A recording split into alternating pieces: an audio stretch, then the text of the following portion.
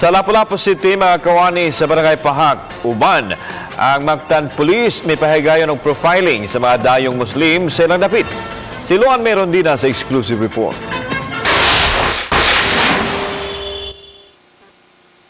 Human sa profiling sa mga dayong Muslim sa Barangay Pahak, personal nga gitunol ni Kapitan Joanna Kapangpangan kining mga plaka ngadto kang Alex Magangkong, Muslim leader sa Purok Darussalam sa St. Michael. Na-profile ang kada bubong na sila'y amos lang ipang interview through sa God Focal na mo si Sarah nga naka-profile sila o kinsa ang naa sa usa ka bubong. O mo ni ang among ihatag sa usa ka balay i-receive ko sa usa ka duha, no? Yan balay tulo ni sila. Bago. Kagahapon, uban ang mga sakop sa Mactan Police, may pahigayon og profiling ang God Focal sa barangay sa gingong napo ka mga bagong residente sa dapit. Gibutyag sa Muslim leader nga ang naasoy mga dayo gikan sa Mindanao ug unang nanimuyo sa Kagudoy ug karon mitapon sa ilang mga kabanay nga nanimuyo sa Purok Darussalam.